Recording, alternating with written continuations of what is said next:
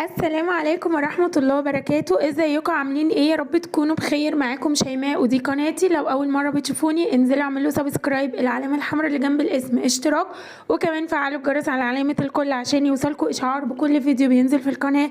وما تنسوش تدعموني بلايك للفيديو. اول حاجه بداتها كده، كنت صاحيه بدري اليوم ده انا وابني، فقمت عملت له سندوتش كده بيض مسلوق، ويعني حطيت له بيضه مسلوقه وحطيت له عليها فلفل كده وملح، رشه فلفل صغيره ورشه ملح، وقطعت له خيار. طبعا لازم ندخل لاولادنا على مدار اليوم خضار وفاكهه.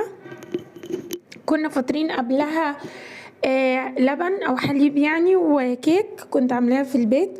فبعد وقت كده زي ساعة او نص ساعة قلت لما اعمل له سندوتش وخيارة واقوم اعمل لنفسي كوباية القهوة كده مع قطعة كيك. هنا كنت بوريكم حليب جوينا ده كنت جايباه، طلع حلو قوي. كنت بخاف الاول من اللبن المعلب، بس بجد حلو قوي، وكان سعره 23 جنيه العبوة دي. طبعا كل حاجة زادت دلوقتي بقى ب27 جنيه. دخلت بعمل القهوة بتاعتي. انا بشتري بن مطحون، ساعات بن معلب يعني. ان شاء الله هقول لكم كل انواع البن اللي انا استخدمتها، هعمل لكم ريفيو عنها. بدأت ان انا كده احضر القهوة بتاعتي. اسفة عشان زوري واخده فيه برد فتعبني قوي. والمج بقى اللي انا بحبه، مجي المفضل عندي من زمان بقى لفتره، فانا بحب احافظ على الحاجات دي قوي. بحب المجات دي، الحاجات اللي انا بعشقها في حياتي. طبعا لازم نشرب ميه كتير. عملت ديتوكس، حطيت شرايح ليمون، شرايح شرايح خيار وشرايح تفاح. وطعم المية بيبقى حلو كده لو مش بتحبوا المية العادية، بس المهم ان احنا نشرب مية كتير. طبعا انا اتأخرت شوية على القهوة. ده هنا كمان بوريهولكوا، ده التوست بالحليب حلو قوي، كنت جايباه قريب يعني بس كان خلص. كان سعره 30 جنيه.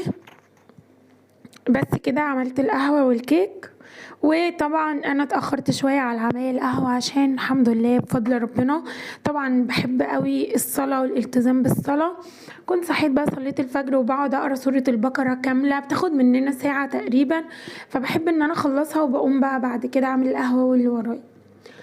فمن الحاجات الضرورية جدا ان احنا نحافظ على الصلاة والقرآن والاستغفار والاذكار. هنا طبعا بوريكم منتجات اللي انا بستخدمها للعناية الفترة دي. طبعا هتروحوا على قناتي التانية هتلاقوا كل حاجة هناك، عاملة فيديوهات كتير عن المواضيع دي وريفيوهات وكده. كريم غرنيه بتاع تفتيح البشرة حلوة قوي بفيتامين سي. ده كريم حماية من الشمس تحفة، عاملة عنه فيديو بس لسه ما نزلتوش، هنزله برضو في القناة التانية. ده كريم بستخدمه تحت العين للهالات السوداء، وزبدة تشاو حلوة قوي باللاتيه. وطبعا كريم ريفيتو اللي وريتهولكم من شوية ده كريم مرطب للبشرة من الصيدلية، وهاي بنتين كمان مرطب للبشرة من الصيدلية. طبعا بشرتي مختلطة وعاملة تونر بخل التفاح ومية الورد. وده الشامبو اللي انا بستخدمه الفترة دي، حاجة كده تحفة، لازم تجربوا الشامبو ده. الفيف من لوريال بالهيلورونيك اسيد، حمض الهيلورونيك يعني، تحفه بيرطب الشعر وريحته حلوه قوي. جربت طبعا اللي لونه برتقاني كان بزيت الارجان وحاجه كمان، بصراحه كان بينشف شعر جدا، فما كنتش برتاح ابدا معاه، بس كان حلو بينضف الشعر كويس. وده برضو المزيل اللي بستخدمه بقالي فتره بتاع دوف بجوز الهند، تحفه يا بنات، حلوه قوي. سمعت عنه ريفيوهات كتير قبل كده فحبيت ان انا اجربه، ومش هستغنى عنه ابدا. فيه كمان منه بالرمان، بيفتح منطقه الاندر ارم تحت الابط يعني، وكمان بيمنع ريحه العرق وبيديكي ريحه منتعشه قوي. لوشن انشانتر اللي انا بموت فيه، بسعره غلا قوي الفتره دي بحاجه و80 جنيه، بس حلو قوي بتمتص البشره بسرعه جدا. الكتاب ده كمان بقراه بقالي فتره، بس بقطع وارجع اقرا وكده، طبعا لازم نقرا، دي من الحاجات المهمة قوي اللي لازم تكون في حياتنا.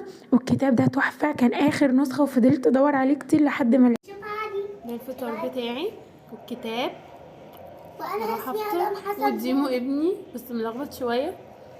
جبالي جبالي جبالي جبالي جبالي جبالي. طبعا انا نزلت رحت جبت فراخ بانيه شعرية، وطبعا كنت جايبة التومين دولت كده في التومين، وجبت المربى دي حلوة ابني بيحبها، دي ب15 جنيه. والمكرونة تقريبا ب6، مكرونة سباكيتي، دي بحب المكرونة السباكيتي. وشوية حاجات كده جبتها ليا، ونوتة بكتب فيها طلبات او اي حاجة مثلا بتنفعني. كده عشان خاطر ايه الميزانية بايظة اليومين دول الحاجات دي. وجبت السمك ده، السمك ده حلو قوي. بس دي الطلبات اللي جبتها، وادخل بقى ان انا اعمل الغدا على طول. طبعا كنت متبله البطه قبلها بيوم، وقلت ان انا هعمل صينيه بطاطس وهحضر البطه ادخلها الفرن. وابني بقى كان نايم شويه، كنا صاحيين بدري قوي وانا مرضتش بصراحه ان انا انام بالنهار، قلت لو نمت مش هصحى. فقمت بقى عشان احضر الغدا بعد ما قعدت كده شويه وشربت كوبايه قهوه تاني عشان ابقى فايقه. اتصلت على اختي وقلت لها يلا عشان نتغدى سوا، فقالت لي انت عامله لي اكل ايه بقى وكده. قلت لها تعالي بس عامله لك بطه. ادم ابني بقى بيقول لي مامي عايز بطون مشوي، بيقول لها البطه بطون مشوي. فقلت اعمل له بطون مشويه زي ما هو عايز. قلت لها تعالي بقى انا عامله بطه مشويه، وبعمل لك رز بشعريه عشان هي بتحبه، صينيه بطاطس ومظبطه لك الدنيا، يلا تعالي وعشان ننزل سوا. فجبتها وحضرت الغدا. بعتها كمان تجيب لنا مخلل، بصراحه تعبت انا قاعده في الدور السادس فنزلتها تاني تجيب مخلل، بس المخلل بيبقى حلو قوي مع الاكل. هنا بقى قطعت صينيه البطاطس، قطعت معاها طبعا قطعت بصل وفلفل وحطيت البطاطس، وبعدين بقى حطيت توابل. حطي بقى كل التوابل اللي تحبيها، بهارات مشكله، فلفل اسود، كمون، وكمان بابريكا، وبهارات اللي هي كنت حاطه كده رشه بهارات من بتاعه اللحمه بتديها طعم حلو قوي. والصلصه طبعا بعملها في البيت، ده شيء اساسي، دي اهم حاجه لازم تكون في بيتنا موجوده. من التفريزات المهمة قوي في البيت، تعملي مكرونة وصينية بطاطس تحطيها موجودة معاكي في اي حاجة. فحتى لو ما عندكيش حاجة خالص وعايزة تعملي شوية مكرونة تطلعيها وتطلعي الصلصة واكلة زي الفل. دخلنا بقى على المواعين. طبعا كنت محضرة الرز غسلاه ونقعاه وهعمل رز بشعرية. دخلت بقى لما اغسل المواعين، وانا بحب قوي الفقرة بتاعت غسيل المواعين، ولما بسمع اي فيديو روتينات اول ما بشوفهم بيغسلوا المواعين بقعد اسمعها وانا فرحانة وبتشجع قوي، بحب الرغاوي والحاجات دي. وبقوم بسرعة اجري لو عندي اي مواعين بقوم اغسلها، عندي اي حاجة مأجلاها بقوم اعملها، بيشجعوني قوي بصراحة. اوعوا تنسوا تعملوا لايك وتعملوا اشتراك للقناة، ومستنية تعليق حلو منكم. جبر الخواطر على الله يا جماعة. يا ريت نجبر بخاطر بعض بكلمة حلوة، والله الكلمة الطيبة صدقة، يعني هناخد عليها حسنات. ربنا يا رب يرزقنا جميعا الصحة والعافية وراحة البال وصلاح الحال بإذن الله. فأنا بقى قلت أغسل المواعين عشان ما يتراكمش عليا مواعين كمان بعد الغدا، واكمل بقى الاكل كان على النار فعادي يستوي براحته. بس عايزه اقول لكم ان انا دلوقتي لما بقيت مثلا استخدم مواعين كده بغسلها اول باول عشان ما تتراكمش عليا، والاقي المطبخ كده مش نضيف. بتضايق قوي لما بلاقي الحوض مليان مواعين، البوتاجاز مش نضيف، فبقيت اعمل حاجه اول باول. الغسيل كمان كنت بغسل بطريقه عشوائيه، فكنت بكوم عليا غسيل. فطبعا عندي طفل فبيقلع كتير، هدومه دايما بتتبهدل، ببقى محضره له بيلبس لبس مثلا للخروج، لبس للنوم، لبس انه يقعد بيه في البيت، وبيقلع كتير. وانا كمان برضو عامله كده، فلازم نغسل يعني مش هنراكم الغسيل وفي الاخر ما نلاقيش حاجه نلبسها. فبعمل يومين في الاسبوع للغسيل وبس كده. هدوم الخروج طبعا بغسلها على ايديا. والتنظيفات كنت بنضف الشقة كلها في يوم واحد، كنت ببقى هلكانة ومش قادرة اتحرك لمدة يومين وبتعب. بقى دلوقتي بقيت اخد اوضة والصالة مع بعض، او المكان اللي بنقعد فيه مع اوضة مع المطبخ، يعني بقيت ايه اظبط نفسي عشان الشقة كبيرة، هما شقتين مفتوحين على بعض، طبعا شقة ايجار، فعندي فيها 3 اوض والشقه واسعه جدا، وفي الشتاء مش قادره اوصف لكم ساقعه جدا الحمد لله. هنا خلصت المواعين وشايفين المطبخ بقى بيلمع ازاي ونضيف، والمنطقه بتاعه الحوض تحفه. سبت هنا الكوبايات كمان تتصفى، شلت المواعين بحطها في بستله كده او كروانه يعني زي ما بتسموها، تصفي المواعين وبشيلها في مكانها. والكبه دي ماما ربنا يخليها لي لسه جايباها لي قريب، كبه تاتش، بس الوعاء بتاعها ازاز. خدوا بالكم كويس قوي وانتوا بتغسلوها، انا بخلص وبغسلها على طول وبشيلها. كنت بحطها كده على الرخامه قدامي فلقيتها بتتطرب وبتتبهدل، فبقيت اخلص اغسلها واصفيها وادخلها على طول في النيش في الكرتونه بتاعتها عشان احافظ عليها، عشان بخاف عليها كمان ان هي تتكسر. بس حلوه قوي، ضربت فيها الطماطم.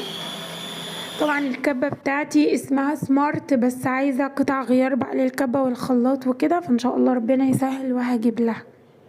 بس دي منجزه قوي، فرم بصل توم صلصه بتساعدني جدا. بعد ما خلصت اهو غسلتها وسبتها بقى تتنشف تتصفى يعني واشيلها مكانها. هنا بقى بوريكم الاكل. البطه دي دوختني اصلا، اخدت وقت طويل جدا، وبعد ما طلعتها من الفرن حطيتها تاني على البوتاجاز وزودتها ميه وهكذا لحد ما استوت. وعملت صينيه البطاطس يا دوبك بس تاخد وش كده في الفرن. ودخلت بقى اعمل الرز بشعريه. حطيت سنة سمنة صغيرة وحبة زيت عشان اختي وابني ملهمش في السمنة قوي، بس انا بحب بصراحة السمنة في كل الاكل. حمرت الشعرية بسرعة، ضفت عليها بقى الرز، حط شوية ملح وورق لورا بيخلي الاكل طعمه حلو قوي كمان مع الرز مع المكرونة مع الطبيخ مع الشوربة مع اي حاجة. ورق اللورا ده مش بستغنى عنه، او زي ما بتسموه ورق الغار، ورق موسى كده يعني عشان هو ليه كذا اسم. خلصت الغداء الحمد لله. حطيت البطاطس حمرتها طبعا والمخلل، وحطيت رز بشعريه. طبعا انا بحطه لكل واحد طبق، بس انا ما كنتش عارفه اصور كله عشان الرخامه صغيره. ودي البطه الحمد لله طلعت واستوت بسلام. اوعوا بقى تنسوا تعملوا لايك كبير قوي عشان البطه دي الحمد لله. طبعا بعت منها لماما، قلت لها لازم ان انت تدوقيها عشان هي اصلا اللي جايباها لي، فلازم تدوقها. ماما وخالته بقى ربنا يديهم الصحة والعافية يعني. وبعدين قطعت لهم تفاح وكنت بلبس ويلا بينا يا ولاد عشان ننزل وبس كده. وده كان يومنا. اشوفكم على خير في فيديو جديد. باي باي.